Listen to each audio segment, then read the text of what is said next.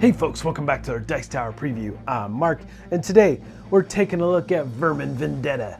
Vermin Vendetta is brought to you by HB Games. It's for 1 to 5 players, ages 12 and up, and games range anywhere from 40 to 180 minutes. Vermin have invaded the backyard. You would choose different bug factions and battle it out to be the most adaptable bug in the backyard battlefield. Each faction is trying to achieve a series of missions to become the victor in this deck-building tactical strategy game. The factions all play different with variable powers and cards that other factions don't have access to. You will be acquiring DNA to upgrade the cards you do have access to, acquiring food to get more units out on the board, and destroying your opposition in the struggle for survival. In Vermin Vendetta, each player or bug faction will have some unique winning conditions. On each turn, you will store food and DNA for later, take actions to help you complete your mission, such as moving or spawning bugs, playing cards or using your faction's abilities, buy new cards for your deck, and replenish the cards in your hand. Each card in your deck and each completed mission has a coin in the upper right corner with a number that generally ranges from 0 to 4. These are the evolution points that the card is worth at the end of the game. Each game you'll have 6 mission cards to complete. They start with 1 to 3 stars in the upper right corner of the card and describe the conditions under which the mission is completed. Once completed, the card is rotated 180 degrees, showing the number of evolution points in the upper right corner and the special faction ability that is now available. These special faction abilities either grant you new actions or modify a rule for you and your faction to benefit from. The game ends as soon as there are no leftover cards in the supply. The winner is then the player with the most evolution points across the different decks and mission cards. Or, as soon as any player completes their last mission, then they win the game regardless of evolution points. In the rare case that 2 players finish their mission at the same time, the player with the higher evolution points becomes the winner. So, there are several game modes: solo, co-op, and competitive. And depending on player count will dictate a lot of the setup, but each player will choose a bug faction, receiving a player board, bug tokens, and all the faction cards, main deck, tech deck, and your mission cards. The player board will show the starting deck, starting unit, and a handy reference on turn structure, as well as reference for ability and icons specific to that faction. Each faction also has a specific initiative for turn order, and a place on your board for storage and to archive your cards. So, we are set up here for a 2-player game, the spiders versus the ants.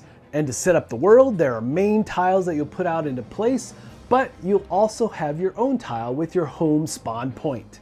There are 5 main phases that make up a turn. Phase 1 is storing up. You will place all your food and DNA cards from your hand into your storage area, and any of these cards gained in the later phases 3 and 4 will also be placed here. Phase 2, you must play all of your hunger cards, if you have any, of course. These cards are meant to slow you down with some interesting effects for sure. You gain hunger cards into your discard pile at the end of any turn in which you have not spawned a new bug, or if you failed to purchase any cards.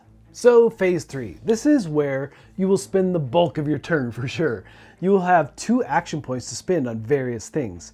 You do get 1 free movement of any of your units though, which is nice. And you can perform any of the following in any order as much as you want, as long as you can pay the cost. First up, we have moving a bug. You will be doing a fair amount of this throughout the game. And remember, you do get 1 free movement, but for any additional movement, you will be required to spend cards from your hand. The arrow on the front-facing hex of your bug shows what it's capable of. When playing cards though, there are generic ones for movement, but also cards that call out specific bugs, allowing you to move or attack with effects that can trigger. Some bugs have special movement abilities like flexible, giving you a 120-degree turn radius, or low flight, which allows you to move a number of spaces, but you can still be blocked by obstacles. Leap, allowing movement over bugs and obstacles, and then hop, again, jumping over obstacles and bugs, but you have to move the exact number that it calls for. Or you might spawn a new bug, which requires you to spend some of those food cards in your storage area. The food requirement is located on the bug's hex tile. You can spawn to any open space around an existing bug, or you can spawn on your home location. If there's a bug on your home location, it is immediately removed in favor of the spawned bug. However, if it's an enemy bug, you also gain a food after it is destroyed. Now, let's take a look at how you spend those action points. Lots of options here. So anytime you play a card from your hand, like in moving, you'll have to spend an action point. And when you activate a board space, like sand, which allows you to flip your bug to the other side, or you can combine resources, taking DNA or food cards and trading them in for higher point values, which is a great way to thin your deck from the lower point cards. Or you can archive a card on your player board. However, this costs 1 action point and 2 DNA to do so. You have to reveal the card to the table, but this basically protects the card for later use. Or using faction abilities. There is a variable cost here, but these are the abilities only gained when you complete a mission card. Phase 4 is the buy phase. You can purchase DNA cards or cards from your tech deck by spending the resources from your storage area. As long as you have one bug on the board that doesn't have a shield icon, that is. This is a deck builder, and you do want to build up your main deck as much as possible. Each of the factions has a very different deck and abilities. And so the final phase of your turn is the cleanup phase. You'll be discarding all the cards in your play area. You can also discard cards from your hand. And if you didn't spawn or purchase, then this is where you're going to gain one of those hunger cards. And of course, then drawing back up to 6 cards for the next round. But if you're out of cards, you'll obviously shuffle your discard pile. And then if your discard pile is empty, the final thing you're gonna do is be placing one of those leftover cards into it. Again, those cards will be one of the ways the game will come to an end by running out. So you are probably wondering about combat. This is one of the primary ways to get more food resources. So yes, you will be battling it out with the other bug factions. When one of your units attacks, it attacks everything in a circle around it. You never hurt your own units, of course, and your units may even help you in some of the attacks, giving you a much needed assist. Each space is attacked separately and no casualties are removed until all attacks have been resolved. So you will compare values. The higher value always wins, again keeping in mind any units that are adjacent, adding to your total for the attack, and when defending. For each opposing faction removed, you gain a food. So you'll continue this way round after round until one player finishes their last mission or you run out of those leftover cards. And then one of the bug factions will be victorious and rule over that backyard.